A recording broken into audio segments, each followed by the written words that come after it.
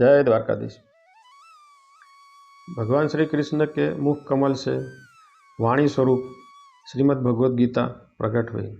श्रीमद् भगवद गीता में कुल 18 अध्याय और कुल 700 श्लोक है।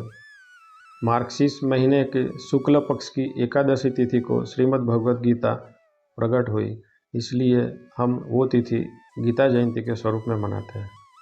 वो तिथि मोक्षदा एकादशी भी है। हम सब जानते हैं महाभारत की रचना महर्षि वेदव्यास जी ने की थी। महर्षि वेदव्यास जी ने जैसा वर्णन किया यथा स्वरूप भगवान श्री गणेश ने महाभारत का लेखन किया है।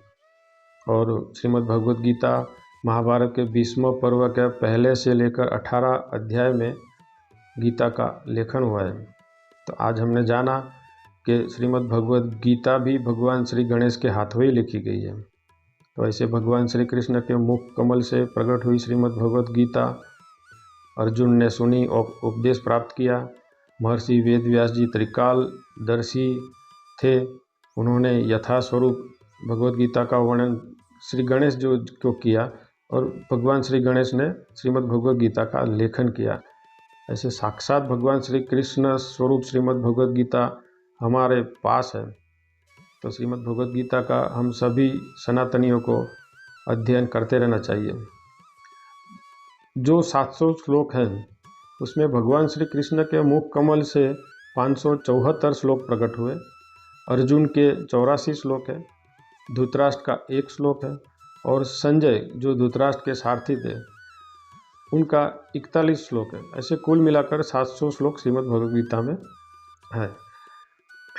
भगवद गीता विश्व के अनेक भाषा में अनुवादित होकर प्रकाशित की गई है। करोड़ों करोड़ों लोगों ने श्रीमद् भगवद गीता का अध्ययन किया है। श्रीमद् भगवद गीता में भक्ति योग, ज्ञान योग, कर्म योग का वर्णन भी है। हमारी सबकी प्रकृति अलग अलग होती है, इसलिए हमारी रुचि और योग्यता के अनुसार भक्ति योग, ज्ञान योग और कर्म योग जो भी हमें उचित लगे वैसे हमें साधना करके हमारा और समाज का कल्याण करने का प्रयत्न करना चाहिए। भगवद गीता हमें जीवन जीने की कला भी सिखाती है। हमारी पॉकेट में रख सके इतनी छोटी साइज में भी भगवद गीता उपलब्ध है। मध्यम कक्षा की भगवद गीता भी उपलब्ध है और विश्व की सबसे बड़ी भगवद गीता इस्कॉन के दिल्ली स्थित टेम्पल में स्थापित की गई है। वो भगवद गीता की साइज 2.8 मीटर और 800 किलोग्राम है। तो ये विश्व की सबसे बड़ी श्रीमद् भगवद गीता है। तो ऐसे दिव्य स्वरूप आज साक्षात भगवान कृष्ण के स्वरूप में श्रीमद् भगवद गीता है। हम सब सनातनियों को श्रीमद् भगवद गीता का अध्ययन करते रहना चाहिए। और सभी मनुष्य का परमेश्वर प्राप्ति का अधिकार होता है।